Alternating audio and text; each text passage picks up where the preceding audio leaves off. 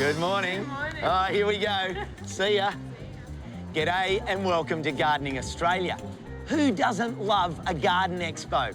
So much to see and experience. People, plants, and no shortage of passion. And I reckon the Queensland Garden Expo here in Nambour on the Sunshine Coast would have to be one of the finest in the country.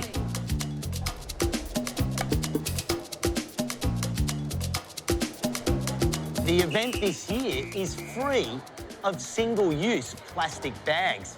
And to celebrate this, they've devised a competition called A Garden in a Bag. Now, have a look at some of the creativity and innovation in these bags, particularly this succulent frog backpack. I love it. Now, I'm going to be having a good look around the expo. But first, let's see what else is on this week's show. Just because you've got a small garden doesn't mean you can't have a big harvest. I'm going to show you how to maximise your space with one bed veg. I'll be showing the wonderful results of a gardener who just wanted to tidy up his workplace and ended up engaging a community of commuters. When I first got here, I looked at the garden. It was just plain rock, and I said, no, I can't put up with this. I need to change.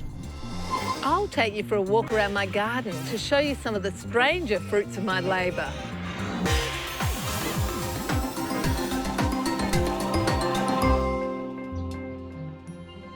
Next, it's over to Melbourne, where Jane's about to do some vice-regal hobnobbing. Government House is the official residence of the Governor of Victoria.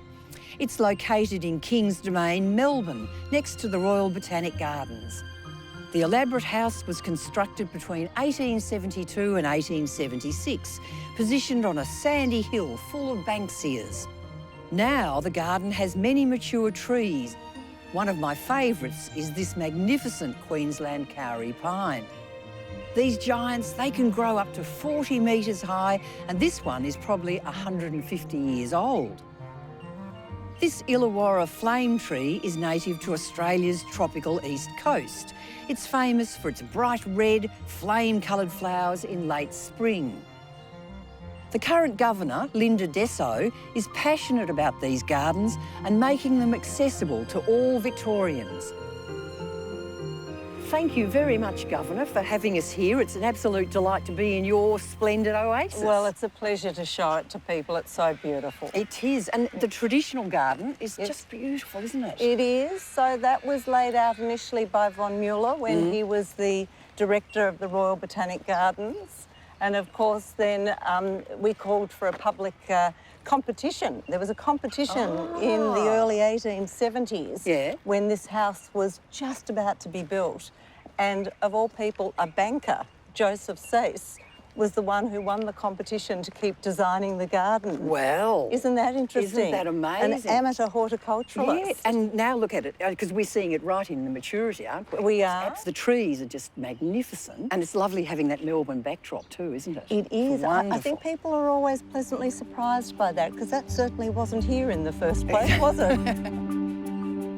The gardens also feature ceremonial trees planted by members of the royal family and previous governors.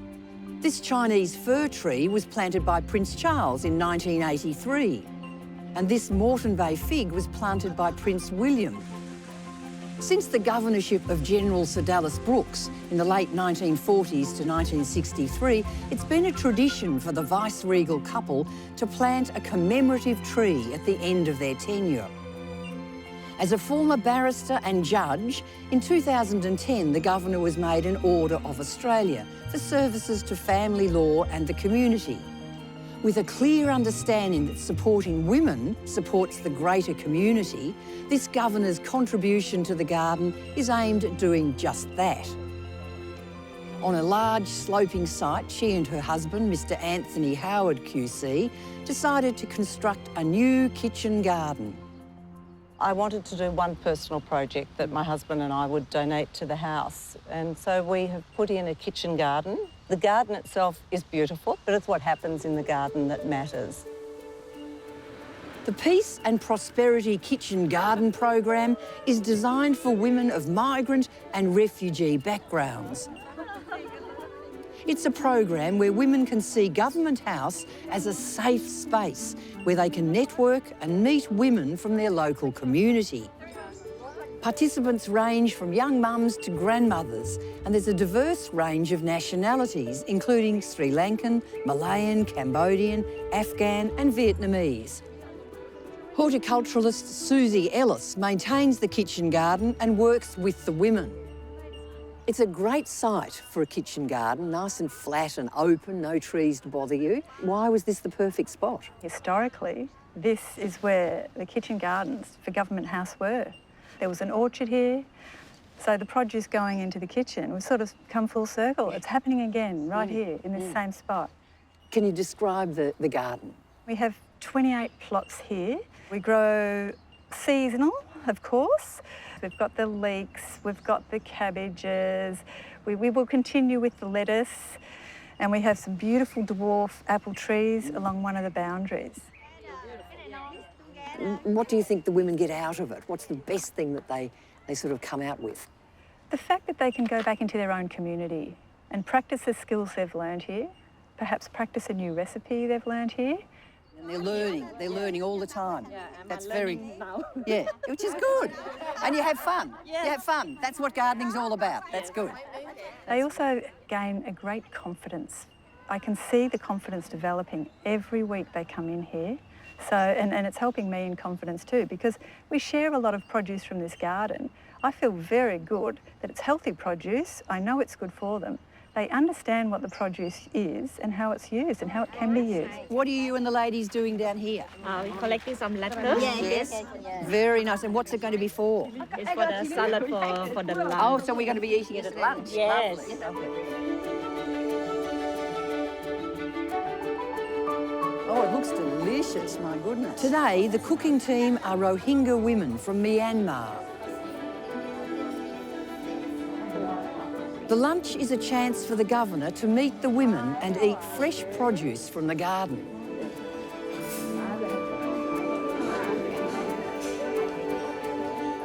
Sokham Mao is a Cambodian mum who has previously attended the kitchen garden program. So you think the program is all very important? Yeah, so important because the lady can meeting each other, like can know each other. That's right, you become friends. Yeah, we are become friends. Yeah, and more nicely to each other, helping lady a lot how to growing because some lady they don't interested in growing. Yeah, but now they know how to look after the tree, look after the garden. Yeah. Mayvish Junaid is a Pakistani woman who also attended the program. So I improve my confidence, I improve my English too. It's very good English, I must say. Thank you, Very good. Before I didn't know about gardening, but after this program, I'm able to grow myself. In your own garden? You now have a garden of all of your own? Yeah. I grown there little things like a capsicum, tomatoes, mint, coriander, rose. I like rose very much. When we see garden, I feel inside peace, calm, it is very nice thing for me. Gardening programs are a great way to bring people from diverse backgrounds together. And the gardens here at Government House are doing a terrific job at just that. And anyone can come to visit. Just check out their website.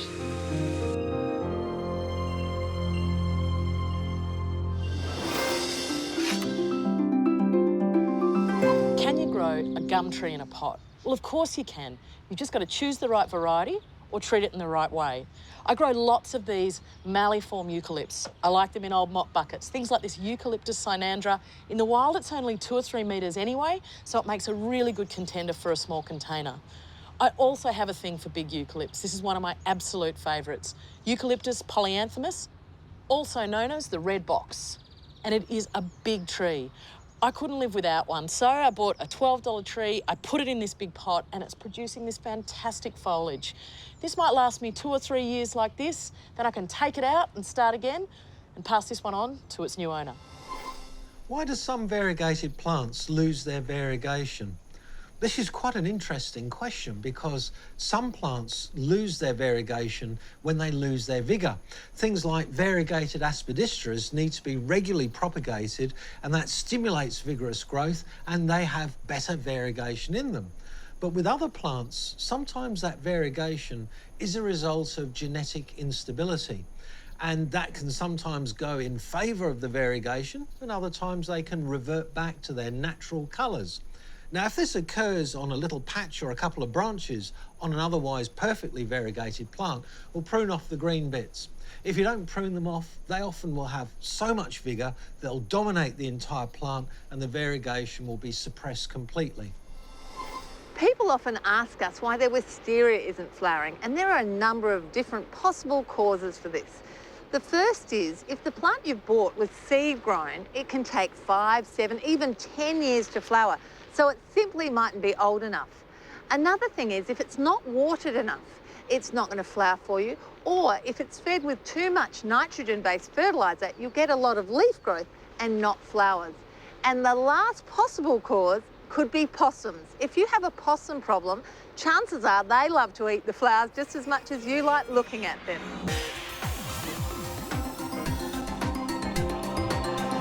Earlier in the show, Jane introduced us to the enormous kitchen garden of my dreams at Government House in Melbourne. But what if you want a kitchen garden and space is tight? Here's a classic example of a small area that has got so much, including chickens. Let's catch up with Tino, who has some great solutions for gardening in tight spaces. If you've only got room for one veggie bed at your place, it doesn't mean that you're only limited to growing one crop. By thinking in 3D and using height as well as width and depth, it'll open up a whole new world of veggie growing possibilities. It's called one bed veg, and although the warmer weather of spring is just around the corner, I'm aware that we may still get a cold snap. So I'm planning and planting accordingly. First up, bed preparation. Now the soil's looking pretty good, but I'm still going to add half a barrow load of fresh compost. It's a bit chunky, but it will do the trick. And then I've got a good amount of this gorgeous, well-rotted animal manure. I'm going to add it all in and then mix it together, like Nana making a cake. By boosting the bed with organic matter, it'll improve the soil structure, so therefore its drainage. Not only that, it'll feed all the beneficial organisms in the soil, as well as adding a whole bunch of new ones. This is a pretty small bed, but there's plenty of growing area above soil level. So I'm going to increase it by creating a wigwam for my beans to climb up. I've started with a central post, just to keep it nice and rigid, and then I tie it together to finish it off. I'm putting the mulch back over the bed because it's better to plant into it rather than putting it on afterwards and risk damaging the seedlings. I've got my climbing bean seed that I've soaked in water overnight with a smidge of seaweed juice. It'll just speed up germination. I'm putting a couple of seeds in each pole, including this central one, and I'm planting them to about the depth of the second knuckle, which is a little bit deeper than usual, but it'll keep the seed protected from any hungry rodents or marsupials.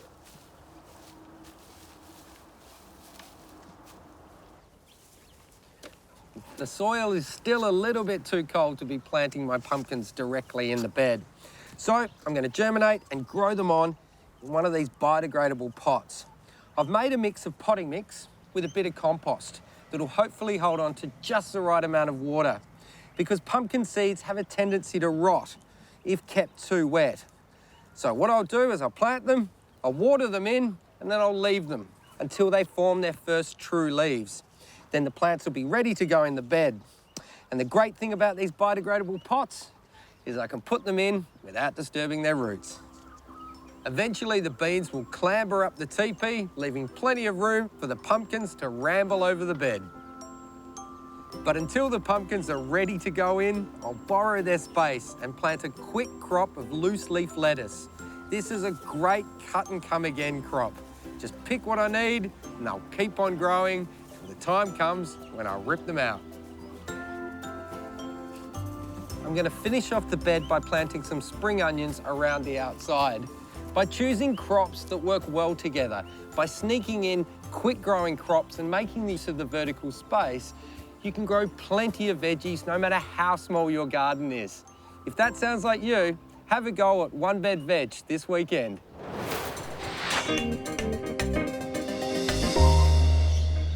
One of the most useful products I find in the garden is pantyhose. Reused, I use it for seed saving, for support, for crop protection and for filtering.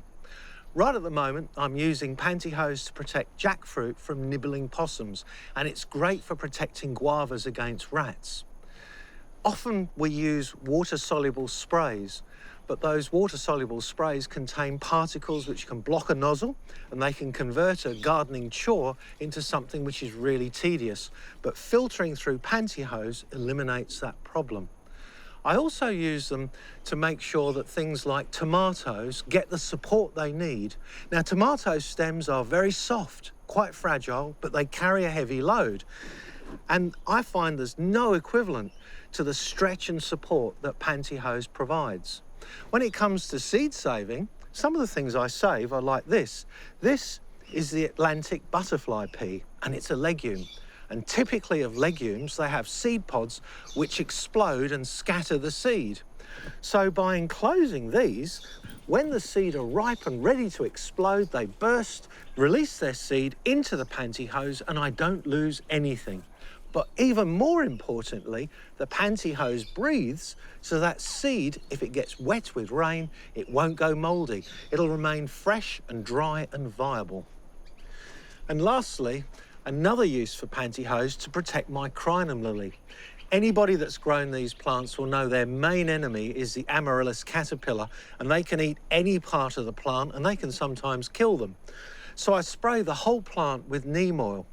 But it's difficult to get good coverage on the seed heads. And if you leave the slightest trace untouched, that's where the caterpillars will attack. And they won't stop there. They'll drill right the way through the stalk into the plant and ruin it.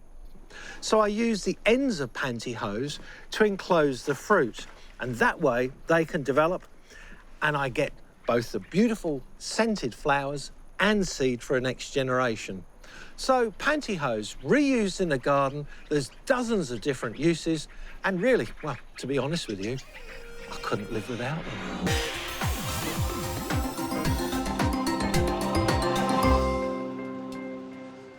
If you're looking for an alternative to lawn or want to fill out an area with some greenness, native ground covers are a great way to go. Choosing the right one can be complicated, but Josh is happy to test out a few for you.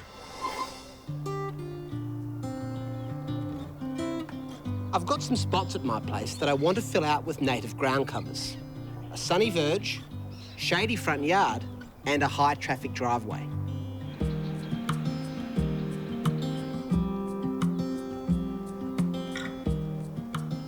Today I'm at a production nursery northeast of Perth, and I'm meeting a horticulturalist who's going to show me a range of ground covers they're growing to help me choose the right ones for my place.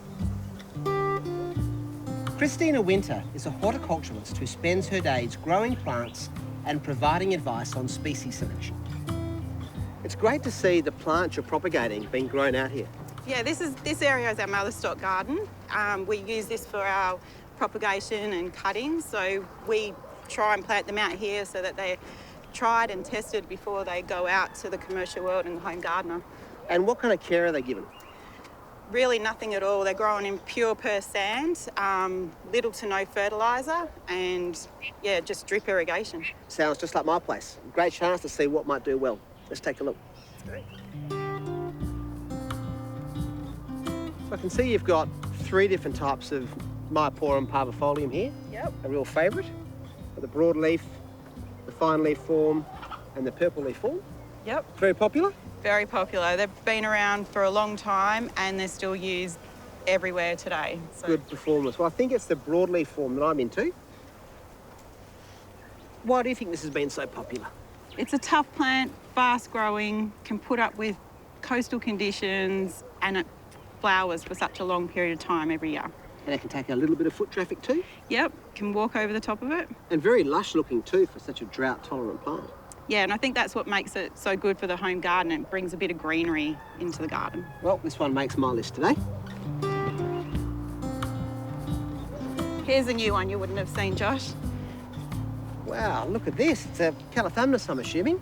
Yeah, it's a prostrate form. Typically, this one is a large 2 to 3 metre shrub, but this one has been bred and selected to be close and hugging the ground. I think I'm in love. Excellent. Now, there's still flowers, red flowers, bird attracting. Yes. Very hardy. Yep, very, very hardy. Prolific flowers. I must have some. Possible? It's possible. Okay, very good. This is Acacia saligna. Ground cover's interesting. Yeah, it's typically Acacia saligna is a large, fast-establishing plant, but this one has been selected as a prostrate form, so it's an ideal ground cover. It's fast-growing and flowers. Yeah, I mean, in the bush, it's a big shrub, almost small tree. But here it's just completely low-growing. But I see in the middle there, presumably where it's a bit older, it's mounding. Would people expect that in the garden? If they cut it right back, and I mean, this one's 6 years old, so it has got some age and a bit of woodiness and trunk under there, but typically this is what you'll be getting. Okay, and it looks like it's about to burst into flower. There's little flower buds on here. So like a normal wattle, this will get covered in yellow? Yep, only a few weeks away, this thing will be covered in nice yellow flowers. Okay, well, I've never grown it before, so I'm going to try this one too. Excellent. Josh, here's one that will take a little bit of shade. It's Westringia flat and fruity. Well, I've got a few shady spots under some existing eucalypts. This will do okay? Yeah, it'll be perfect for there. I'm growing a couple of the regular fruticosa, which are a shrub, about that size, fully grown. Will these stay low like this? Yep, they're bred to stay low and to spread out and along the ground, so you won't have that trouble of them forming a big, large shrub. And will they spread more than this? Yes, they will keep going out and finding their own way through the garden. Okay, well, I'm going to give it a shot. With the selections made, I can pick up the propagated stock and head home to get planting. On the front verge, which gets full sun for most of the day, I'll plant the prostrate Calathumnus quadrifitus and Acacia saligna. In the shade of the eucalypts, I will pop in the Westringia fruticosa flat and fruity. And down the middle of the driveway will be a strip of Myoporum parvifolium. When it comes to getting them in the ground, I'm going to treat all of these plants the same. What I do is just dig the soil over, loosen it up, and sprinkle in just a very small amount of organic fertiliser, just like that. Work that through, pulling out any bits of roots and so forth as I go. You can see that's nice and soft and ready for planting. And I've chosen mainly tube stock, these small, narrow pots. That's because they're very cost effective. And also the plants tend to grow into very strong specimens. You can see that the roots are looking great. It's not root bound at all. Just a little tickle. And then into the soil, a very slight basin. And then some coarse mulch, just around the outside and keeping off the stem of the plant. There you go, just like that. About 50 to 75 mil thick. Good watering in, and that plant is away. Now I'll just box on and plant the rest. Still to come on Gardening Australia, Billy gives an unsightly spot in the garden a good zhuzhing. We meet a flower grower who's in love with peonies, and Sophie's showing off some of her oddest garden experiments.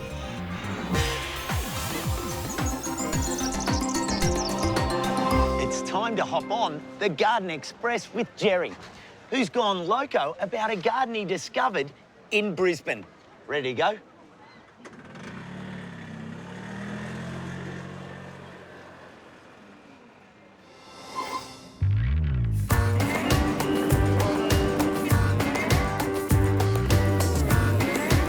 Ah, the hustle and bustle of the daily commute. People in a hurry, rushing to work, rushing home, never taking a moment to stop and smell the roses. Except for here at Brisbane's Cleveland line, where the Norman Park railway station has been transformed by this chap.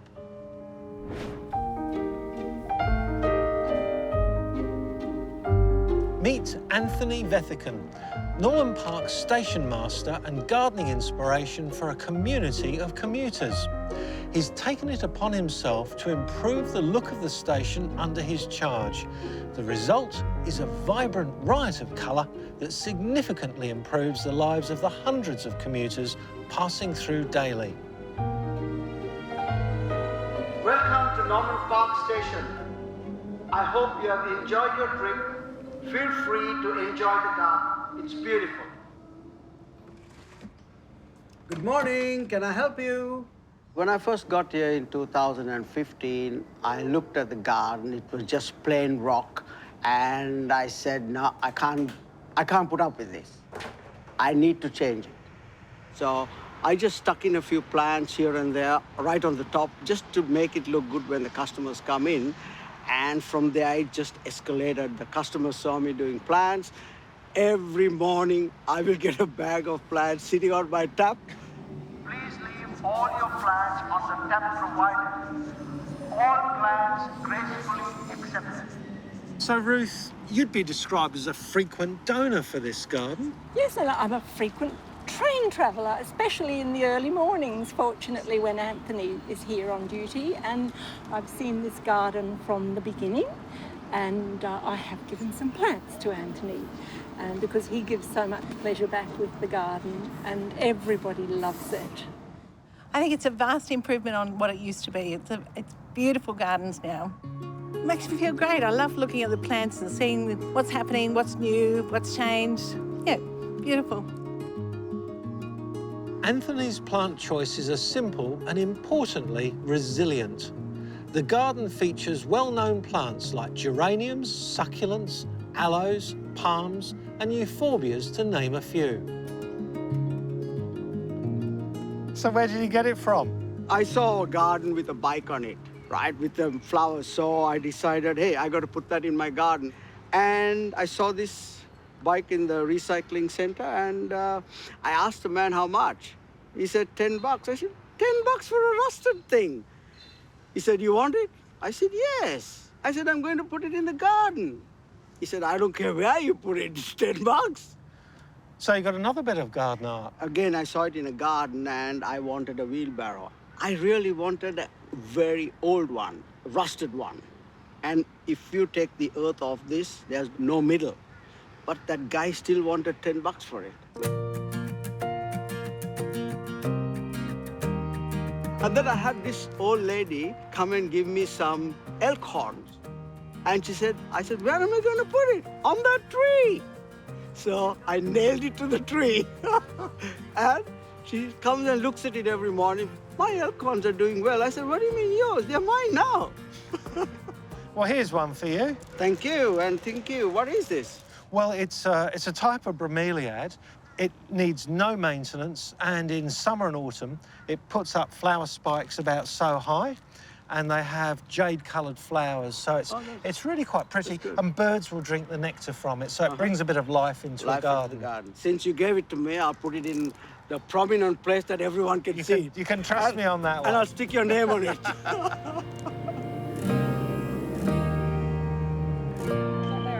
Yep, you're right. Yeah, come.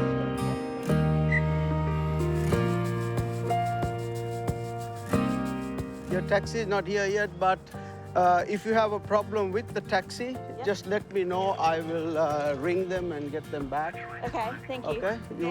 It was no surprise to discover that locals are so proud of what he's done here that last year they nominated him for a Queensland Day award. How did you feel when you heard you were nominated for Queensland Day? I was thrilled for once, and I was shocked because I didn't realize my customers appreciated what I did so much. And there were 6 people who nominated me for the award, and I really didn't know who they were. All these flowers have a story. Especially these canna lilies. While driving, I told my partner, hey, I want those cannas. I said, shall I go and pick some? She said, no way. Knock on the door. We knocked on the door, and the guy came and he said, hang on. He went, brought his shovel. He picked up about 10, 15 plants, yams, gave it to me. I asked him, how does it grow? Stick it in the ground, within a week, he got plants. So I stuck them in the ground. This is what you see, and I've got them all over the garden. Now I'm looking for the yellow flower. So if you have yellow them, cannas. yellow canna, Okay. drop them off at the station. I will plant them, and I'll send a picture to you.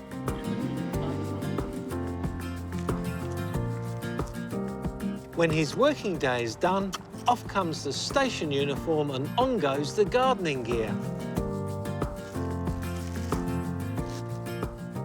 I do about an hour after work, maybe twice a week. But on Saturday, I come in and do a lot of maintenance on the garden, weeding and all that type of thing.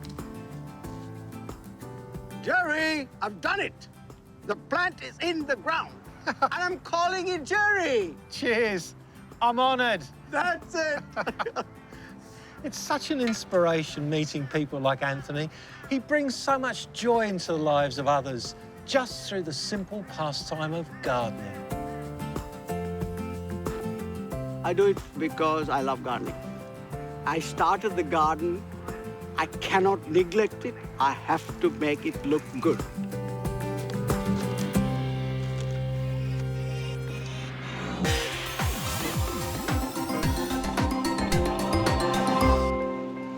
What a great story. Here at the Expo, you never know who you're going to meet on Banksia Lane.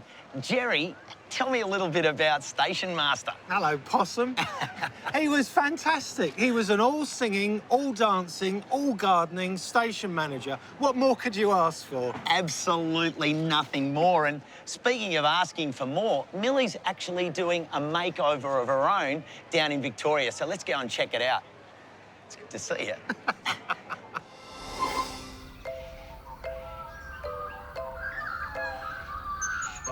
Doesn't matter if your garden is big and sprawling or little like mine.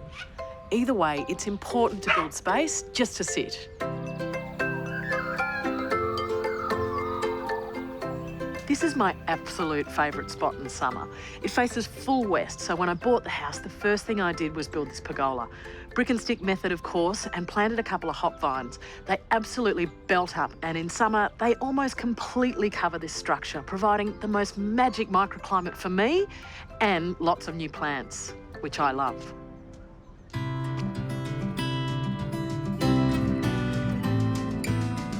Spring is such a great time to do almost anything, but potting things up at this time of the year, well, the warm soil and the mild temperatures means they'll rocket away and look gorgeous in no time. I picked up a few plants that should do well in this sheltered spot, including some hellebores, some native ferns, and of course, lots of foliage. Before I put in any of the new plants, I actually want to propagate some of the ones that are already doing really well in this spot. This is the aspidistra, also known as the cast iron plant, or the barroom plant, which tells you how tough it is. It'll even grow indoors in quite dark spots. I've had this plant for quite a few years, and over time it's crept right to the edge of the pot, so there's no growth in the centre anymore, which means it's absolutely the perfect time to knock it out of the pot, chop it into pieces, and propagate more plants.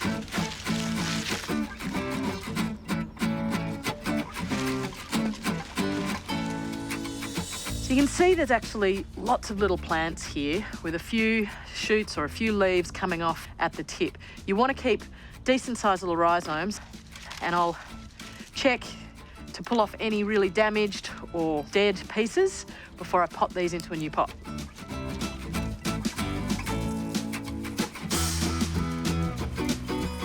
Just finishing that off with a bit of gravel mulch, and then this big clump I want to put into the larger saucepan as a single display.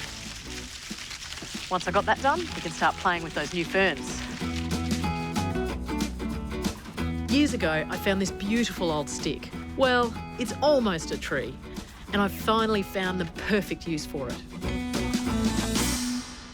There are lots of ferns that actually will grow on trees, and a group you'll see mounted onto timber all the time are the stag and elk horns, the platycerums. This one is in soil, so before I attach it to my tree, I've actually got to wash it off.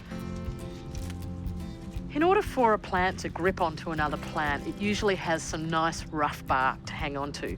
And this stick obviously doesn't have any of that, so I'm going to make it. I'm going to use some little bits of paper bark that I found on the ground and some coconut fibre and a little bit of my own leaf mould, so it should feel just like the forest.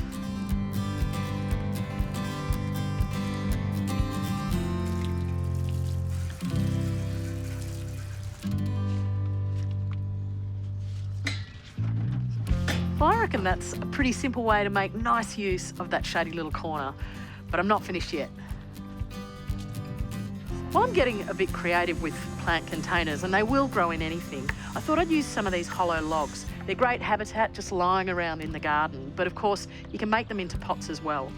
I've picked up this little treasure, which is an extremely rare little plant from east of Melbourne. It's an astelia. It produces this fantastic grey foliage, and I think it's going to do really well in here. It grows on riversides in kind of rich, dark valleys. So I've put an extra bit of leaf litter into the potting mix that I'm going to use.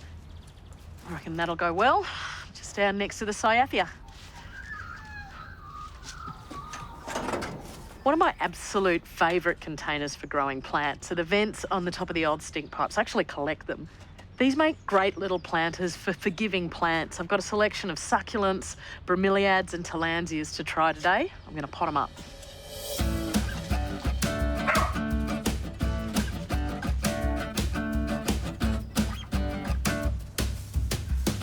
You know, I reckon plants, they are absolutely for playing with, and they work with you. They want to live. You can do all sorts of things with them. So make sure you have a bit of fun this season. Create some fantastic little spaces and then sit down and enjoy them.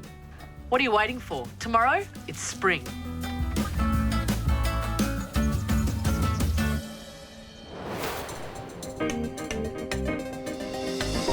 Our weird word of the week from the garden, starting with the letter F. Fecund. Spelling F-E-C-U-N-D, and the meaning is highly fertile and capable of producing lots of offspring. For context, our West Australian annual wildflowers are highly fecund. What a ripper.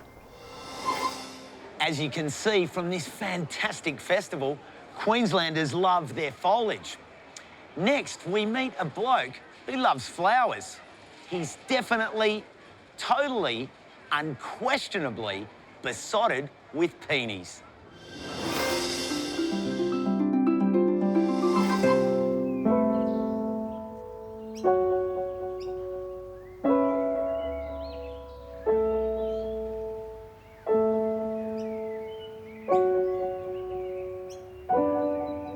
I'm a specialist grower of only one type of plant. And it has a particular flower that has an entrancing, mesmerising effect once you gaze into it. It's like magic.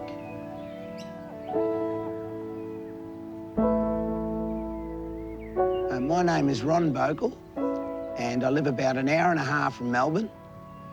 And I live in Monbulk, and it still has a lovely rural type feel about it. I wouldn't want to live anywhere else. I've been growing peonies for about 20 years now. Peonies are so special to me because they're such a unique flower, and it's such a unique, rare, slow-growing plant. But the variation of colours and sizes and shapes, they're never boring. And the more I learn, the more I'm still attracted to these beautiful flowers. There are three main types of peonies: herbaceous, tree peonies, and etos, which are often called intersectionals. Now here we have a herbaceous peony. It's basically not a woody stem. These essentially flower very late, from mid-November to late November. This one obviously is very tight in bud. But this variety here, Coral Charm, is an unbelievable, exceptional peony. This has come from a warmer clime. That's why they're flowering at this point in time. And the most often question I get asked is, I have a peony in my garden and it just refuses to flower. It's most probably an old variety of herbaceous peony. Throw it away and start with a tree peony. They are guaranteed to flower. You will never be disappointed. Of course, with the woody structure of a tree peony, we're going to have a sizable shrub, roughly 1 metre by 1 metre in 10 years. But in flower, they are actually quite a large plant. And now we move on to the new race called Itos. These are a cross between tree peonies and herbaceous peonies. The colour range in Itos is vast. Anything can happen. Reportedly, a specimen in the US had 150 flowers at 5 years of age, which is incredible. They'll flower up to 6 weeks, and they make an excellent cut flower. They can be brought inside, and you can enjoy the pleasure inside as well as in the garden.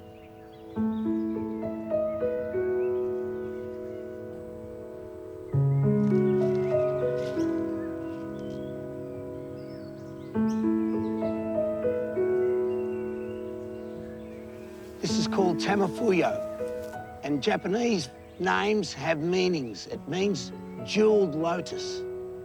And when you look into this flower, you will just see why.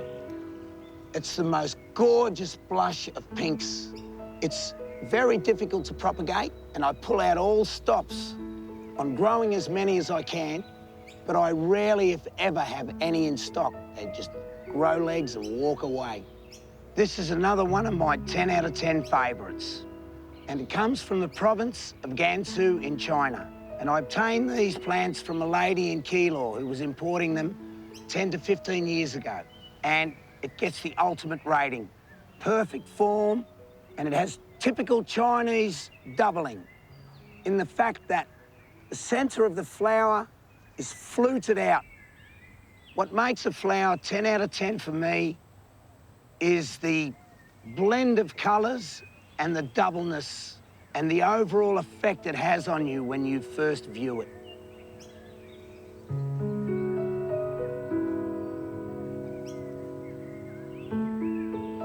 For years, I approached growing peonies in a straightforward manner as a nurseryman. But none of these straightforward rules apply to these plants, because everything to do with peonies is back to front. They shut down growing in summer, and when it's cold in autumn, the root system is activated. Once I learnt this, I fertilised them in the winter. When it was freezing cold, I started feeding my plants organic matter and fertiliser, and the following spring, they nearly flew out of the ground.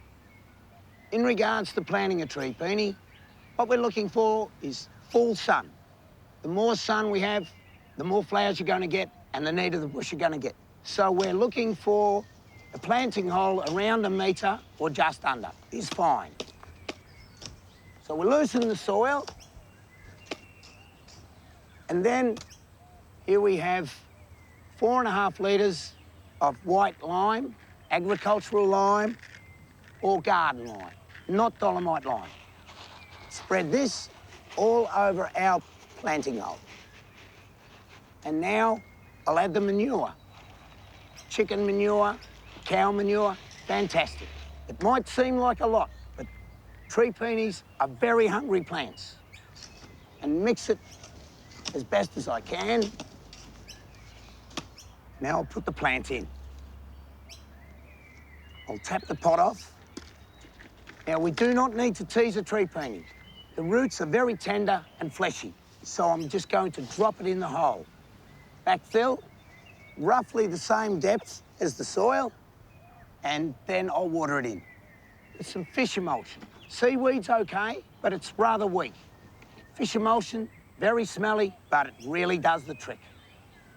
And we'll give the plant the whole 9 litres, all over the planting hole.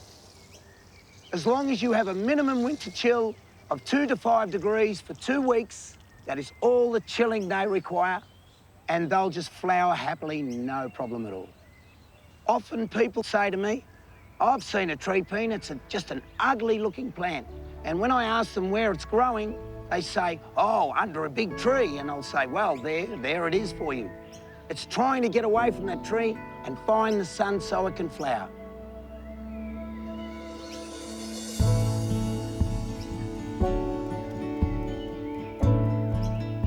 few ways of presenting the tree peony in your house. You can float them here in bowls like the Japanese do. You've got people over or friends and they see these gorgeous flowers floating away. They're just going to fall in love with them. And they are a great picking flower also.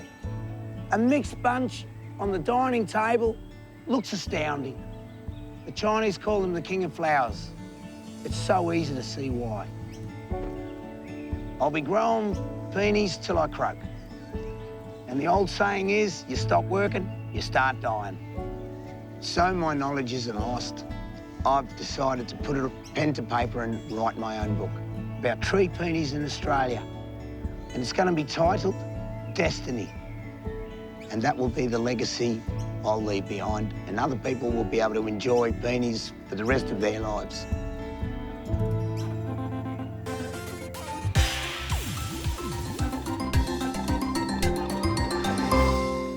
Well, Ron, I'd love to come over to your place sometime and check out all your peonies. They look awesome. But from the flowers to the veggie garden, and pimply squash, tomatillos and ice cream, that sounds a bit weird. Soph, what is that all about? Well, this is about some of the weird and wonderful veggies I grow, and we filmed a story about it recently. Check it out. Yeah, roll the tape. Tape? Film? Play the video. I don't think it's even that. Don't press pause. It's as easy to get stuck in a rut with gardening as it is with any other passion. We can find what we like and do it for years and years, and sometimes it can lose its spark.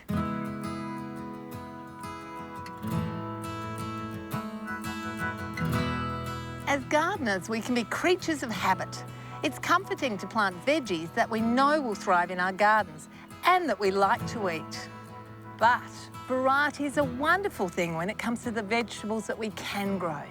And there's some weird, wacky and simply astounding vegetables to choose from. This is something I tried last year for the first time. It's called kagua or a chocha. And it's an interesting vegetable that comes from South America. It's a climbing vine and you plant it in spring as you would any of your summer veggies. And what I find is it's a great substitute for me for growing cucumbers. Cucumbers struggle with my salty water and they will eventually fruit, but this fruits reliably from late summer right through till the end of autumn when the frosts come. These tiny little fruits are quite nice to eat raw. And they taste like cucumber. As the fruit gets larger, they're not quite as tender, and these bigger ones would actually be better cooked. Now, if I break it open, you can see in there, we've got these dark brown seeds, which you simply remove those. You can actually use them to grow more plants, and that would be great when added to all sorts of dishes, or apparently it's even good in your juice in the morning. And I like this experiment so much that this year I'm trying a new, larger form called Giant Peruvian in my main veggie patch. So because this is the first time I've grown it, I haven't even harvested any yet. You can see the size of them, and apparently they stuff beautifully. You just have to remove the seeds. We can see those dark seeds in there, and then you'd stuff them like you would a capsicum. Traditionally in Peru, they would actually stuff these with meat, fish, cheese or herbs because the flavour's sort of like a cross between a cucumber and beans. It's really pleasant. Now, I'm still learning how to grow these properly. This year I thought I'd try it over an arch and I thought it would hang over, but it hasn't really worked. So next year when I grow it, I'm going to grow it on mesh panels and I think it will suit the vine better. And that's the beauty of growing something for the first time. You can learn lessons and finesse it for the future.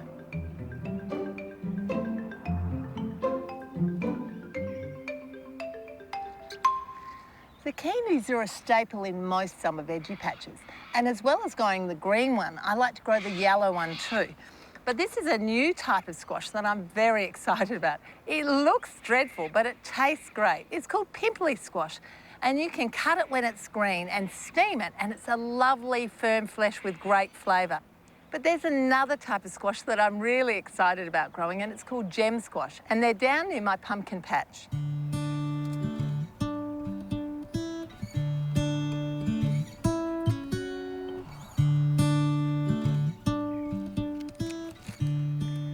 Now, gem squash are a South African delicacy, They're this sprawling vine, and you can eat the fruits at any stage. But once they get to about this size, the size of a grapefruit, if you can't get your fingernail through the skin, it means that they'll actually store in your cellar for a number of months.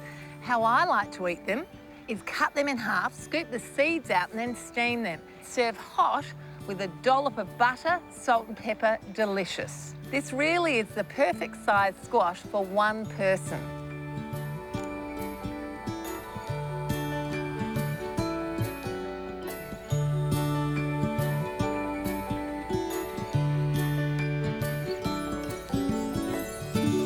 Another staple in our cellar is pumpkins. To be honest, I'm a bit obsessed by growing them. This year I planted 25 different varieties. I've got them in every shape, every colour, from orange, yellow, white, through to grey. I've got them in every size, from small sizes up to the giant ones. And I figured that they all taste differently, and I want to know what they're like. So I like to experiment with a couple of new varieties every year. Now, these pumpkins aren't ready to harvest yet, but I've still got some left in the cellar from last year.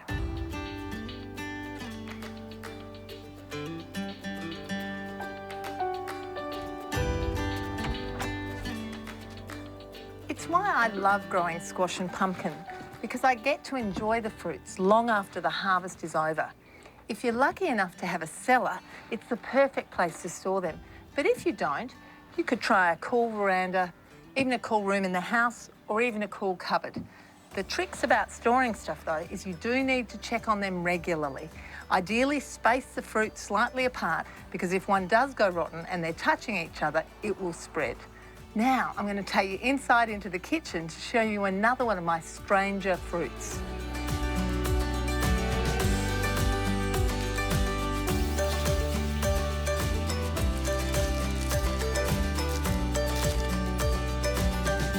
This is a tomatillo. It's one of my favourite fruits that I grow.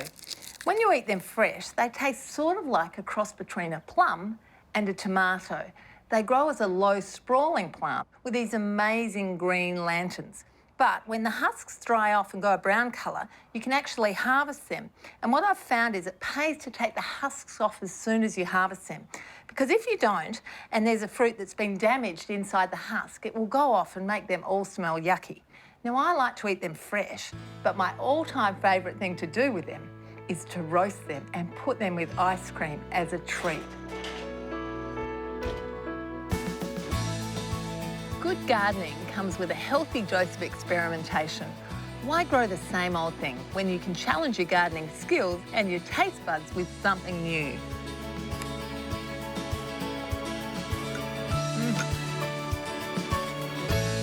Oh, yum. Now it's time to give you some ideas about what to do in your garden this weekend. In cool temperate areas, gall wasps are active now, so hang some traps in your trees to reduce the population. If you're growing garlic, they can be harvested from when the leaves start to wither. But the best way to know is to pull back the soil and check the size of the bulbs. It's also time to plant strawberry runners. These can be grown in pots or your patch. In warm temperate zones, it's a good time to plant tropical fruit like black sapote, mangoes, bananas and custard apples, so they have time to settle in before summer hits. Talking of summer, don't forget to plant your sunflowers now. That way you'll have those huge, gorgeous yellow flowers in December. And if you're planning to rejuvenate your citrus with a hard prune, this weekend's the perfect time. In subtropical areas, even though tomorrow's the first day of spring, you're probably already harvesting your summer crops. If you use a pair of secateurs to cut your tomato trusses off as they ripen, you'll avoid damage to their brittle stems. And if you're picking bush beans, always use a knife, as their roots can easily be damaged by rough harvesting. Feed your citrus trees with a rotted manure mulch and water in well. In the tropics, you can plant nasturtiums now. The flowers, leaves and buds are all edible, giving you heaps of bang for your buck. Harvest watermelons and honeydew melons as they ripen. This is when they smell ripe, are coloured and the fruits easily slip off the vine. though they're best to cut so you don't damage the vine. Save seeds from any of your dry season crops for replanting next year. In arid zones, it's a good time to plant citrus now. Check your soil pH around existing citrus. Alkaline soil may need lowering to bring it back to neutral and make iron and magnesium available. If you're trying to grow members of the Apiaceae family, such as coriander, parsley and carrots, now's the best time to put in seeds so they don't bolt quickly to flower. You can find all these details on our website, along with heaps of other gardening ideas.